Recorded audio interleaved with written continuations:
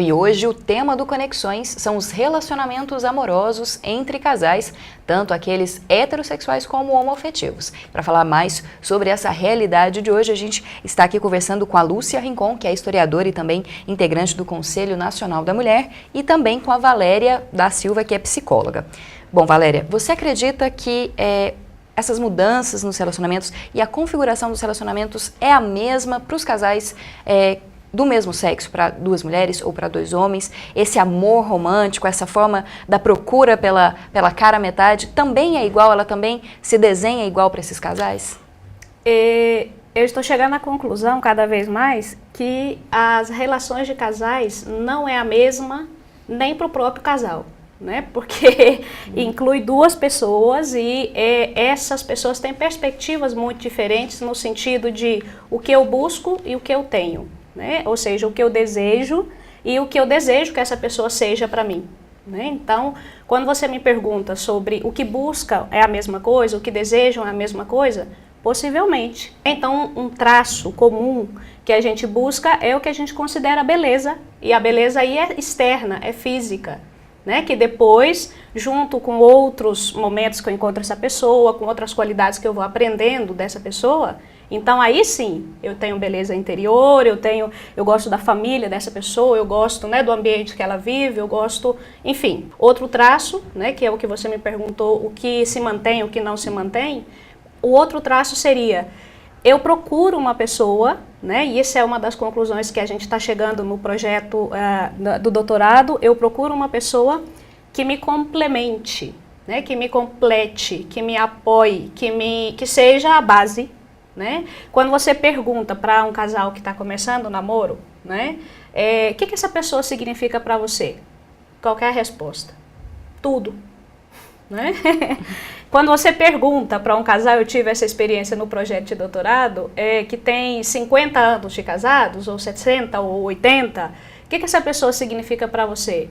Muitas coisas, né? E nesse momento significou isso, e nesse isso, então, são etapas, e esse é o outro traço que eu considero comum na relação de casal. Todos os casais, independente da escolha que eles fazem, tem etapas que seguem. Né? Tem momentos, tem um primeiro momento que é intimidade, né? Física, sexual, emocional, um outro momento que é paixão totalmente, e um outro momento que é um compromisso mais a longa distância, né? Ou não, porque aí se eu não sou capaz de assumir o compromisso, eu começo de novo, do zero.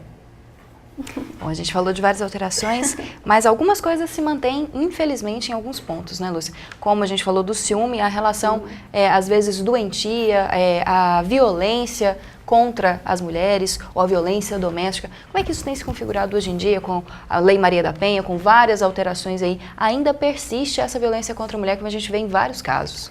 É porque a raiz disso, de fato, está no patriarcado e na sociedade de classes, né?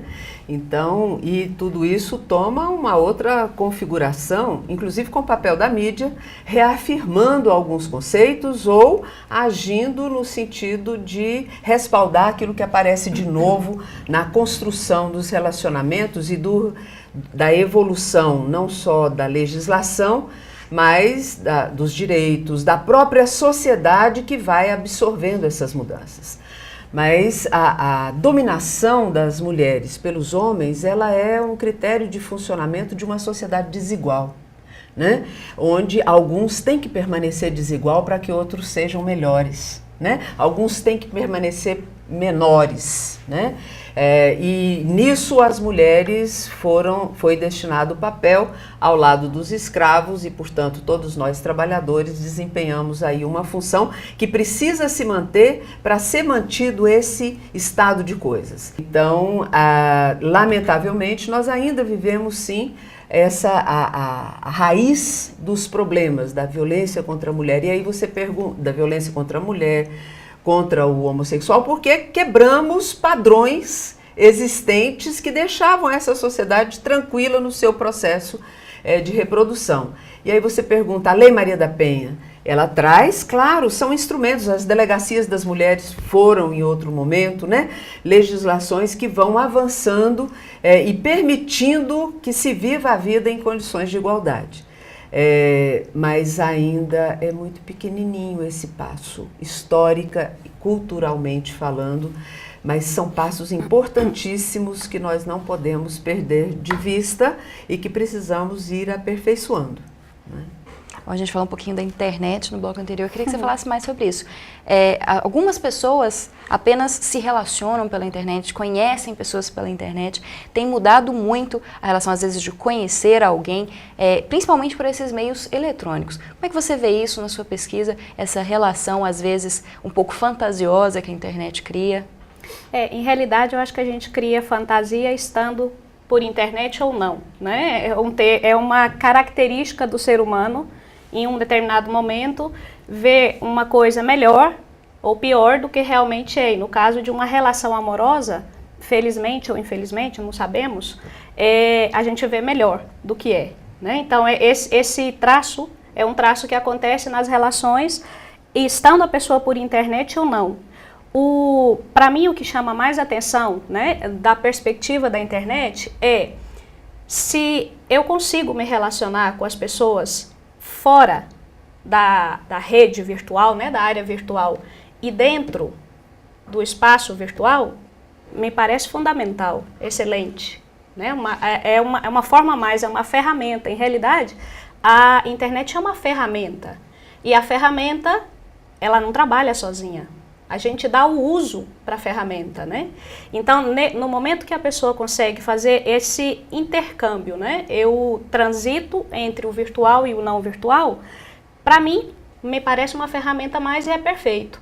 Mas no momento que a pessoa simplesmente deixa de utilizar essa estratégia, essa ferramenta, e vira um compromisso, ou seja, a única possibilidade que ela tem, aí me parece preocupante.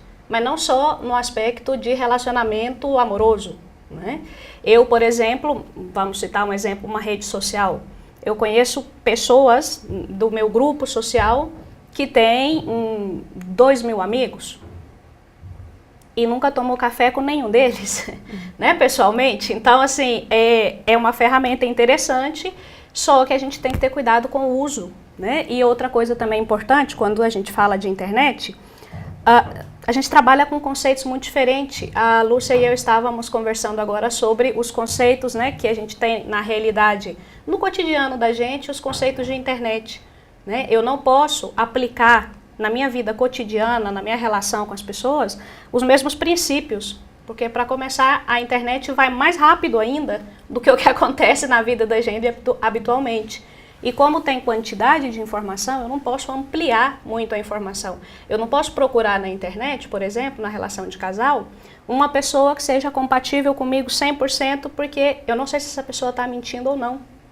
Eu não estou vendo-a, né? Então, é uma arma um pouco complicada, né? Uma arma aí bastante é uma ferramenta, uma arma não, é uma ferramenta e a gente tem que estar com muita clareza para ver o uso que a gente está dando para essa ferramenta. Como sentar na mesa de um bar com os amigos, né? E todos estarem ao celular, por exemplo. Então, são estratégias que a gente tem hoje e isso vai a mais, né? Possivelmente, né? Tá surgindo aí vários tipos de relações de casal, né, várias formas. O conceito de rápido está muito associado sempre, o conceito de se não der certo eu passo para a seguinte, né? Tem um conceito que eu trabalho na minha tese que é o zapping amoroso, né? E é o zapping dos canais de televisão, né? Esse eu não gosto, pá, esse eu não gosto, tá? Né? Então esse eu não gosto. O seguinte, só que a gente não está se dando conta que o que eu não gosto é uma coisa que eu vou ter que melhorar. Né? Porque se eu passar para a seguinte relação, provavelmente eu não vou gostar de novo da mesma coisa. Mas aí eu vou começando e terminando, começando e terminando. Bom, para finalizar, a gente está falando agora de relacionamentos aí fluidos, em que eu fico com várias pessoas ao mesmo tempo, ou até mesmo dentro de uma relação mais estável, em que há uma liberdade sexual maior, os relacionamentos abertos, ou aí outras configurações de relacionamentos que a gente não via tanto, ou pelo menos não eram tão abertas como são hoje. Isso pode denunciar que daqui a alguns anos o relacionamento da forma como a gente conhece, ele pode enfraquecer e pode acabar, as pessoas podem deixar de viver todas essas etapas do namoro, do casamento, isso pode ser algo esquecido, falido, uma instituição falida, como muitos dizem? Eu penso que existem conceitos, formas, elas se alteram muito, né? E tem conteúdos que permanecem historicamente, né? Então vai mudar a forma, vão mudar, né? Agora, e é interessante, eu falava ontem com uma criança, vou dizer, uma adolescente, perdão, 15 anos, né? E ela criticava, a Valéria, ao dizer aí, todo mundo numa mesa, e ela criticava uma figura que ela tinha acabado de ver, de relacionamento naquele dia, pai, mãe e filho. Num restaurante onde a criança, o pai chegou e instalou um filme para a criança. Ele pegou o celular e a mãe também. Né? E uma jovem de 15 anos fazia a crítica, não era eu. Né? Então nós precisamos entender que existem conceitos de relacionamento entre pessoas, seres humanos, que permanecem.